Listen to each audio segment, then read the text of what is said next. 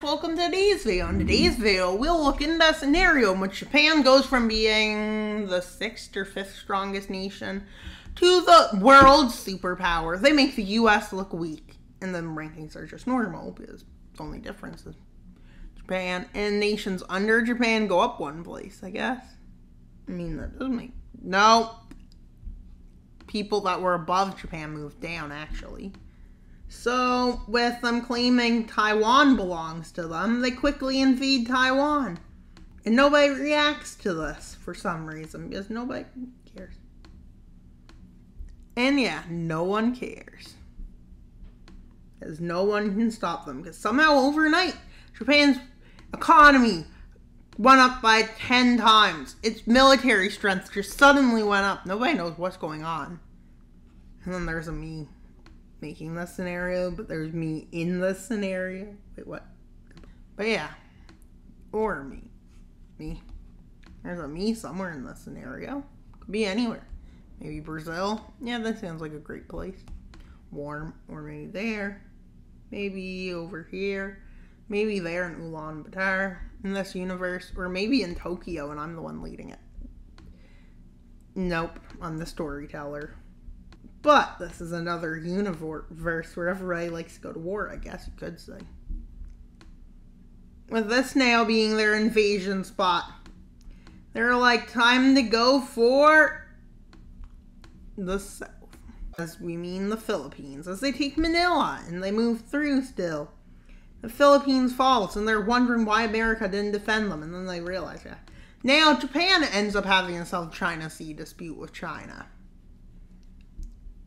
They're not ready to invade Indonesia. They might not be at all in this video. At this point, they invade Vietnam. Because they like Vietnam, I guess. Maybe they just want Vietnam's land. Maybe resources. Maybe they're trying to checkmate China.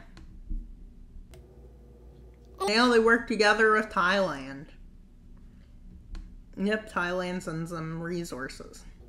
Japan took advantage of most of the resources they were offered. And they've managed to take over Vietnam, a big power, I guess, maybe. With a convenience alliance being formed with Thailand. Or shall we say it changes its name to Siam, because it would. And also, this makes sense, I guarantee. With Laos and Cambodia being next on the target. And so they're all invaded from both sides. I do have such a word. And soon, since they're being invaded on both sides, they end up falling. Cambodia followed by Laos. And they come to a peace treaty, which continues the expansion trend. This is what Thailand got. The rest Australia, New Zealand, Malaysia, Brunei, Papua New Guinea, and yeah, and Bougainville, because Bougainville is already independent, so does East Timor. China's offered to join, so they join it. But they weren't paying enough attention, I guess, or something. With India being India. If Russia joining because they don't like Japan, maybe. Something along their lines, or Japan is illegally invading and subjugating countries, one or the other. Really, they said that. But nobody's really becoming Japan's friend, except India, because they want lands out of China, so it's more of convenience friendship, not friendship. Countries by convenience. Well, then again, two countries only get along if it's in both their best interests. And now with South Korea having fallen, Japan's economy is getting really good. But there's a problem. There is a border dispute with Myanmar between Thailand, so Japan and Thailand occupy these lands. Which only led to getting worse. With Myanmar forces shooting, they continue their movement. This is where, after taking all of the south and a few major cities over a while, they declare war after they realize this isn't who they know. They're already at war, but they didn't activate the alliance because they thought it was just Thailand, but then they saw Japanese forces. They thought it might have been rebels too because they were dressed up like rebels, but then they saw them not dressed up like rebels. So yeah. With Russia's islands not being colored in. And so, with an invasion of China starting, because I knew that was going to happen in South Korea.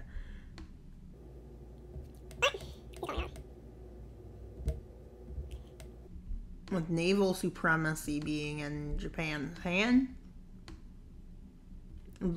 Russia's navy has basically been sunk. The Japanese navy being active in this area,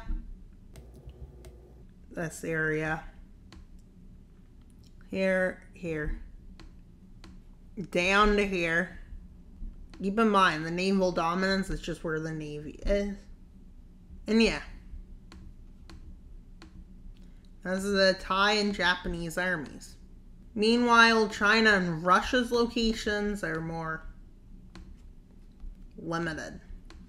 Because Japan has the advantage, and it looks like they might be getting supported by an outside player. With huge amounts of money. They are, and they always like freedom for some reason. Russia not having any navy there, because their navy was fully sunk. Now, where's Australia have its navy station for this war? Right here. This is all of their naval assets over this island chain of Indonesia's. But keep in mind, Japan's navy is the most powerful at this point too. Their logistics would be the best in the world, to be the strongest in everything. Not only is Japan invading like this, if this wasn't me making a map and talking at the same time mapping, well, it would be a bit different to play out. But Japan here is island hopping. As you can tell, their naval dominance is kind of showing. But the island of Borneo falls. And it's here where everyone in this alliance is starting to see how strong Japan is. As they have taken out most of Java, but this is where their navy starts. With their navy starting to move not onto land, that's an inaccuracy, they start to move closer to here. With China and Japan's confrontation and Russia's becoming more stable, Australia managing to keep most of its navy intact. And Japan at this point basically says, yeah, Australia won't just leave the war. Australia leaves because there's nothing they can do. Even though they formed this alliance, they're the first ones to leave. As all their allies in the Pacific and their navy is completely destroyed, the only choice they had left was this. Was it right to do? Was it wrong? I'll leave that for the viewers to decide. But in this scenario, yeah, maybe they shouldn't have formed the alliance. People lost their lands, whatever else they needed. Russia loses to its naval dominance, same with China. They had to take out the naval dominance first, now it's invade. And at this point, since all the naval dominance is gotten rid of, India decides to join. India doesn't mobilize its navy because there's no point. The first thing it does is reoccupy the land China took from it a while ago. But don't worry, they did have troops on the Pakistan border. Yep, they did. They had 20 million troops. And yeah, 20 million troops may seem like a lot, but Pakistan has 15 million. There's not going to be fast advances, let's say. Also, no country has that many troops, but it is possible. I mean, if you're mobilizing, recruiting, and everything because you're planning on an invasion. And so, they slowly advanced through the center of Pakistan, and now they're on Islamabad. And Islamabad falls, and they start moving into Kashmir. With Pakistan being forced to capitulate, because there's nothing left to fight for, this front opens back up, and Japan lands here. And here. And then they land here, over here, and they start advancing into China. And a lot of these invasions connecting themselves, leading to a pretty solid front. There's an attachment of 2 of their divisions, meaning this area is pretty much checkmate. With Japan having successfully taken most of China's coast. Keep in mind, the amount of troops this took would be excessive. But, since this is made in the favor of Japan, with India invading Tibet through mountains over the course of 5 months, they do this. Meanwhile, in those 5 months, Japan manages to take this and start the siege of Beijing. Also, that's not Beijing's actual location, but that's where it ended up being said for this video, so I'm putting it there. With China being completely destroyed. And this means most of their troops after China's neutralization could do this.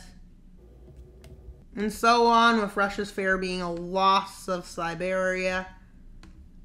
And that Russia can't defend the lands anymore and everything. This arguably led to the Treaty of Moscow. Was it a good treaty? Was it fair? Was it unfair? I'll let you decide once you see the treaty. A pro-Japanese puppet. Japan took too much land for them, but yeah. Since they did become the superpower, look how big they become. They even extend down there with Thailand growing immensely and India growing ginormous. Australia starts having better relations. China falling into 4 now. It's left to China. We have the communist government maintaining control here. The Republic government gets lands here. The imperial one, fascist government, and a democratic socialist party, because I said so. And with they're now becoming, Tibet splits into 2. With communist Tibet forming over here, and the rest being Republic of Tibet. So yes, China's divided badly, but let's just put Japan here with this puppet. I think for the thumbnail I'm going to include the puppet and probably add a bit of Mongolia, just to make it look nice. So yeah, that's all for today's video. Please like and subscribe. Why? Because we have 100 subscribers left to go to our goal by November 1st. And we have 11 days to get 100 subscribers, so we need 10 subscribers a day. Well, we can get 9 a day. 11 days would be 99, so 9 and 10 one day. That also works. 10 every day gives us 110. So that's all for today's video. Please like and subscribe. Bye, guys. Have a good weekend, and Wild Mapper out.